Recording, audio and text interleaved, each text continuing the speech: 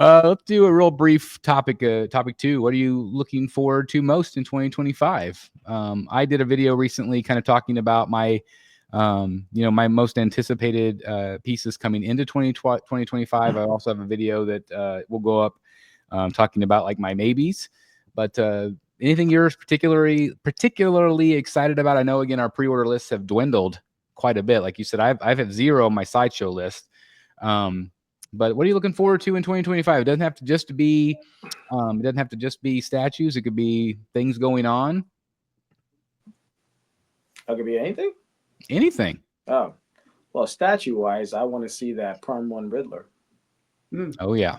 Yeah, I mean, I want to see it, and then hopefully it goes on pre-order sometime in 2025. No, it's not rigged. Not rigged. Totally legitimate. I love it. Damn it. Sorry to interrupt you, Billy. Oh, no, yeah. Statue-wise, it would be that, yeah. And looking forward to Jeff coming to MegaCon. It's gonna be such a great surprise. Like it's gonna be awesome. It's just gonna show up. I'm gonna jump out of a cake. Oh man. Let me see. What else we got going on? MegaCon, that's in February, right? And then I don't know. Usually around usually around like February, I start getting antsy for spring training. So there you go. Baseball coming around. Yep. Be pretty crazy. Yep. How about you, Eric? I always like in my brain, it's like, okay, well, Christmas and New Year's are done. January is the last month without baseball, because then spring training and spring training games start in February and March, and then April we're off and running. Right. See, for non-baseball fans, they don't understand how a true baseball nut feels about it, because there's football is once a week, right? Basketball maybe 3 or 4 times a week, right? Hockey, same thing. Baseball is every day. So it's like that friend that comes over to hang out with you every day and twice, on Saturday and Sunday. For the longest, for 162 games. Yeah, see, it's a lot of games. A lot of games. So when it's gone, you're like, what to do? Yep. Never mind if your team went to the World Series and lost. You could just turn around and stare at all your statues. Yeah, I mean, this is the getaway from that. Really, no, absolutely. Because, for sure. It's nice to have multiple things that you're invested in, because when one goes, the other one's still there. That's right. Absolutely. How about you, Eric? Anything you're looking forward to in 2025? Things coming in? I don't do resolutions, but I did say to myself, my resolution this year is, to get started with the beginning of the year, is to get more organized, get these projects I need to get painted out the door. As far as like getting statues in, I'm somewhat in my retirement phase, but I still would like to see a 1/3 Freeze. I would still like to see a 1/3 Riddler. I would still like to see a 1/3 Scarecrow. I would like to win the lottery. That would be nice. That'd be helpful. Looking forward to MegaCon. Also doing a cruise in the summer. So let me ask you, hold on, just time out for a second, right? So let's say that I know you're a Riddler guy, right? That's your dude. So let's say that this Riddler I don't think he's sitting down. So he doesn't fit, what's going on. Let's say he's just, as big as say cheese. I don't know, right? What do you do? Yeah, that's always the dilemma. It's like I still have the pedestals, which have quarter scale, so I could still get away with doing a quarter scale.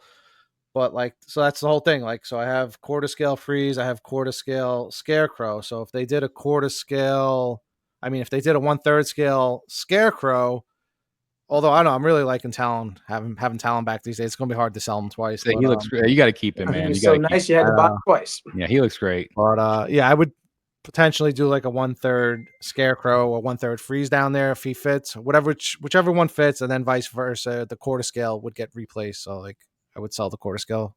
What about a 1/3 Riddler bust? That's the other thing. I have the tweeter heads, which I might, potentially replace the quarter scales with on the pedestals. I guess there's all like stuff that I need to see how it looks in person, in hand. And unfortunately, we don't have these things showing up at conventions anymore. Mm-hmm. Right. So sometimes you have to buy them and see how they look. I can tell you though, having them in there, you're going to love them. That happened to me with Bad Suit Joker. I had Bad Suit Joker in, and I was like, I like it, but yeah, it didn't feel like it fit the rest of my collection. So it's like one of those things sometimes where you just got to get stuff in and see how it looks like. Because that's the way I am. I liked. It's not like I always say. It's not just about the one piece. I like everything to look together as a whole in my collection. Like I like. Yeah, that was the only issue with that piece because it looks super cool. You know, Yeah, it didn't I was fit there with the day. everything else. Yeah, it just didn't fit with your traditional rogues. Yeah, that's the thing. Yeah, so It's a unique piece. It really is. especially Very on good. this wall, because this wall is all balanced. Like, I mean, the shelves are, symmetrical of one another. So it's kind of like it's how your eyes focus on the wall. It's like I see everything at once. It's not like it's spread out throughout the room to like, in the back, I have Sanity. It's 1/6. It's out of the way. With this wall, everything like that's symmetrical. I kind of see everything as a whole, not per statue. So it's all got to make sense all together to me. You still have the Joker bust? Yeah, he's right behind me. Where'd he go? Oh, there he is. Right there he is. All right, what's up? That's what I was saying before. Another piece that never went to was a wait list, or I don't know, it just disappeared off site. There was never even an ES on that thing. Yeah, no ES, and just went to like wait list. It's very Yeah. weird. That was Very weird. How about you, Jeff Delaney? Anything you're looking forward to in 2025 other than coming to MegaCon? I'm looking forward to Supercraft Batman. I'm looking forward to, you know what? I told you guys, I pre-ordered the Iron Studios quarter scale Indiana Jones. Yeah. And that ships first quarter. So I'm looking forward to that. I'm hoping it looks good as the proto. I did see the proto at one of the shows. I can't remember which one now. The Monster Palooza, maybe? No, I think it was like a Disney thing.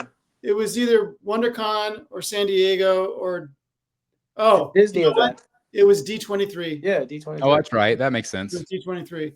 And Told it you, I'm looked a really huge good. Delaney fan. I know everything you do, buddy. Mhm. I watch it all. And the pictures look good. So, I really wanted that character in a dynamic pose. So even though I never bought a J&D piece, I considered it, but he's just standing there. It's Indiana Jones for crying out loud.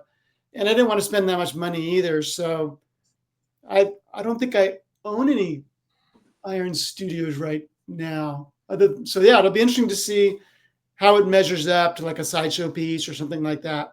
You don't have the Mandalorian anymore? I don't. I sold the Mandalorian.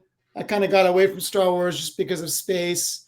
I still have Grogu because my wife won't let me get rid of Grogu. No, but the Mandalorian was the Iron Studios. Yeah, I had that. Yeah. I sold that one a while back last year.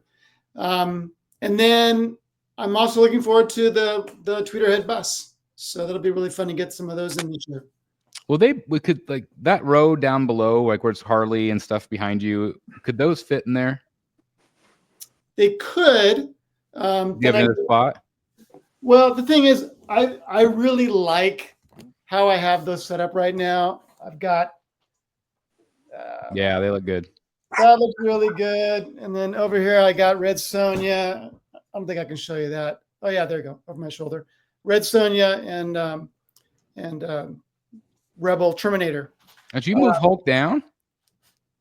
I moved Hulk down because I'm working on a writing project right now, and I needed the table. Oh, okay, I was just gonna say, like, why is Hulk down there? And you know what? I kind of like it. Yeah, Because he's right when I'm watching TV. He's right there. So he's protecting you at all times. yeah. So I got a question. I actually have She-Hulk over on the table right now while I'm writing. Now that you've blacked out that window, do you utilize that window at all? Or is it just always blacked out? I never use the windows in here. So would you ever consider just covering it up with display cases? Like Oh, you could. You could. The problem is the couch. Behind me right here. Yeah, and just totally, Go to the ceiling. yeah. It's deceiving because it's kind of small because the couch is right there. Yeah. So I only really have the space between that the couch takes up. But could you go vertical? Like, could you go on Yeah, top we're of that? talking about Like, do going another straight row. up. I could go vertical. That's what I meant. Those Cover up the bookcases, window. how deep are they from the wall to the couch? Like, what's that space there? Only like a foot. That's the problem. So trust me, I have sat in here many nights. And it'd be nice, but I'm at a pretty good place right now. I'm just curious. I do have 3 or 4 boxed up right now that I'd like to sell, but I'm the type of person I could never cover up a window with a piece of furniture. Just even knowing the window was there, just messes with my head. I don't like blocking windows with furniture. So personally, that's not something I would ever do. For a while, I thought about having like foam core printed up with some cool comic book designs and just inserting those in where the windows are to cover them up and to have a kind of a cool backdrop. Yeah. I don't know. I'm not sure it would be. I mean, yeah, I could go higher, I guess, but it's also kind of difficult because I've got a lot of graphic novels in the bookcases on the left and right. So if I went with like Gladiator shelving, where do I put all those graphic novels now? So I don't know. I'm always thinking about different ways to do it, but I'm enjoying having Hulk on the floor, and that gives me some space on the table when I don't need it for writing. Now, when you move Hulk to the floor, did you completely take him apart, or did you just? Are you kidding me? I was gonna say you got to take them Just apart, grab right? and just- Like 165 pounds or something. So no, I took it Jeff's apart. been working out Yeah. big time. Yeah. The cool thing about that piece is that it's super easy to take apart. I mean, it's Yeah. only 4 pieces, and the Hulk himself really isn't all that heavy. It's the damn base that The really. base is heavy. Yeah, I actually think the piece of the base that's this big that goes on top of it, that's the heavier piece. Yeah, Yeah. maybe, Yeah. yeah. Well, it kind of has to be because you can use that by itself. Yep. You know, you don't need the big bottom part if you don't want to. Yeah, people forget that this Hulk can also, he made it so that it can also fit with quarter scale pieces. Because Hulk is big. Yeah, totally true. Yeah. Yeah, in fact, if I ever got rid of my 1/3 scales, I'd probably keep Hulk because, like you said, he can totally still work. He could still work with other Avengers that are 1/4. Yeah. Yeah, Mhm. 100%. Um, He doesn't even need the base. I mean, if you look at our statue collector's video, there are times where he has Hulk just standing there with no base at all. There's no. Oh, that's right. Because the There's no hole is key? on the foot, right? Well, yeah, No, he doesn't have a peg. He has a hole, yeah, he has a hole in the and foot. then the base has the peg. oh, that's funny. Right. Yeah, That's so why you can just stand him up and leave them there. His feet are I like haven't this. watched his room tour His yet. feet are like this big. So yeah. Yeah, they're big. Yeah. It's crazy. Mine. Yeah. Let's see what we're 2025. For me, I'm really excited about especially the Batman versus Killer Croc from Prime 1. I'm really excited to see that piece. And hopefully it'll ship soon. I'm really excited about MegaCon. That's going to be a lot of fun. I'm really looking forward to hitting the theme parks and visiting with artists again and doing all that stuff. As of right now, I don't really officially have any commissions.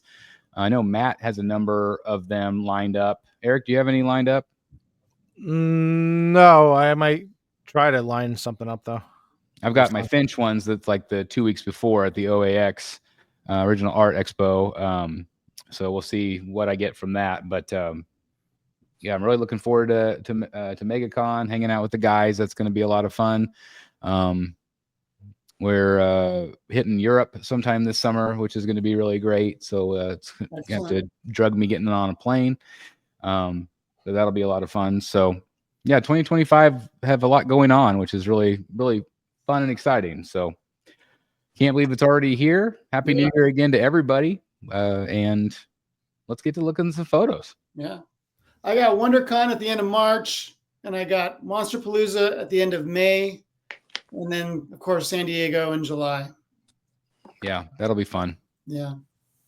Maybe there'll be a surprise sideshow booth.